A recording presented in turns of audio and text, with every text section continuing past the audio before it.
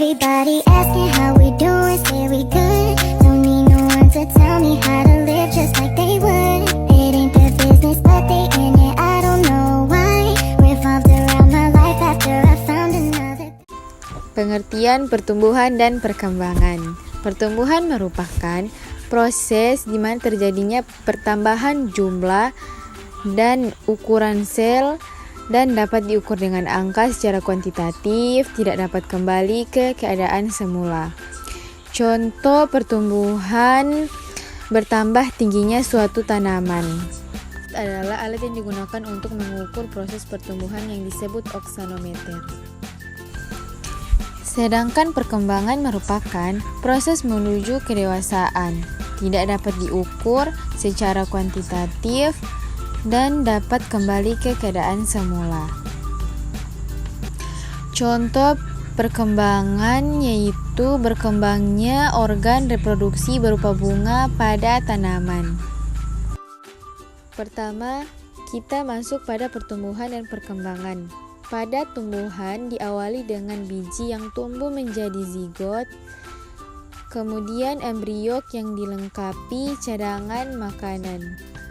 Biji terbagi menjadi dua jenis, yaitu biji tumbuhan monokotil dan biji tumbuhan dikotil, terdiri dari bagian-bagian sebagai berikut. Kulit biji endosperma kotiledon yang berfungsi untuk menyimpan cadangan makanan dan menutrisi embryok, radikula atau bakal akar, plumula, bakal daun, epikotil, bakal batang yang berada di atas kotiledon, dan hipokotil. Pada tumbuhan monokotil, plumula dan radikula punya selubung berupa kaleorizal berupa pelindung radikula dan koleoptil sebagai pelindung plumula. Sedangkan pada tumbuhan dikotil, plumula dan radikula tidak mempunyai selubung. Proses perkembangan pada biji ditandai dengan adanya perkecambahan. Perkecambahan merupakan serangkaian proses dimulai sejak masa dormansi atau periode diam sampai menjadi bibit yang sedang tumbuh. Perkecambahan meliputi peristiwa-peristiwa fisiologis dan morfologis. Yang pertama, BBC dan absorpsi merupakan proses penyerapan air oleh biji sampai setiap sel cukup terisi. 2. Hidrasi jaringan, proses penyerapan dan penyimpanan air di dalam jaringan tumbuhan. 3. Absorpsi oksigen, proses penyerapan oksigen. 4. Pengaktifan enzim dan pencernaan, masuknya air pada biji yang mengaktifkan enzim dan memungkinkan cadangan makanan yang dihidrolisis menjadi larutan molekul yang telah terhidrolisis dan akan dibawa ke titik tubuh kecambah yaitu sumbu embryok. 6. Peningkatan proses respirasi dan asimilasi. 7. Munculnya embryok. Perkecambahan biji dibagi menjadi dua tipe, yaitu epigel dan hipogel. Epigel apabila terjadi perbentangan ruas batang di bawah hipokotil sehingga hipokotil dan kotiledon terangkat ke atas tanah. Contohnya perkembangan kacang hijau Phaseolus radiatus. Sedangkan hipokotil apabila terjadi perbentangan ruas batang ke atas sehingga dan lembaga epikotil terangkat ke atas tanah, tapi kotiledonnya tetap berada di bawah tanah. Proses perkecambahan yang bisa diamati adalah munculnya plantula atau tanaman kecil dari dalam biji sebagai hasil pertumbuhan dan perkembangan embryok. Pada saat biji mengalami perkecambahan, bagian plumula akan tumbuh dan akan berkembang menjadi batang, sedangkan radikula akan tumbuh menjadi akar. Berikut ini adalah tahapan-tahapan pembungaan. Yang pertama, induksi bunga atau evokasi. Kedua, inisiasi bunga. Ketiga, menuju bunga mekar. 4. Bunga mekar atau antesis.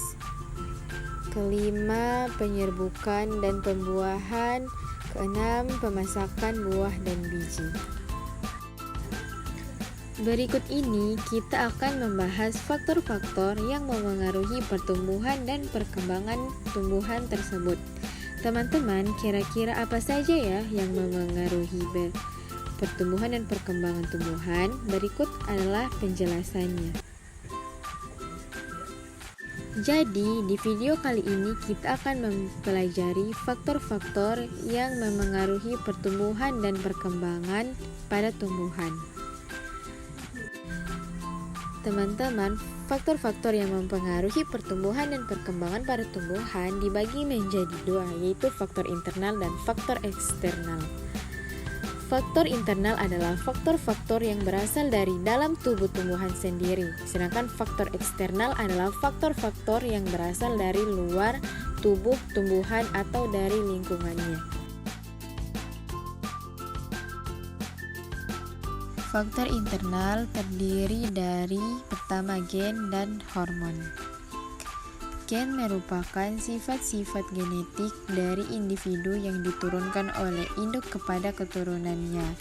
Gen terletak pada inti sel dan bertugas mengatur pola pertumbuhan dan karakteristik dari individu tersebut. Dengan cara mengendalikan berbagai reaksi kimia pada tumbuhan, setiap tumbuhan memiliki gen yang berbeda. Hal inilah yang menyebabkan pohon jati tumbuh 40 meter, sedangkan rumput hanya beberapa sentimeter, walaupun keduanya hidup pada lingkungan yang sama. Berikut adalah hormon. Hormon adalah substansi organik yang berperan sebagai sinyal kimia yang menyebabkan berbagai respon pada tumbuhan berkaitan dengan proses pertumbuhan dan perkembangan. Hormon yang bertugas khusus sebagai hormon pertumbuhan disebut dengan fitohormon.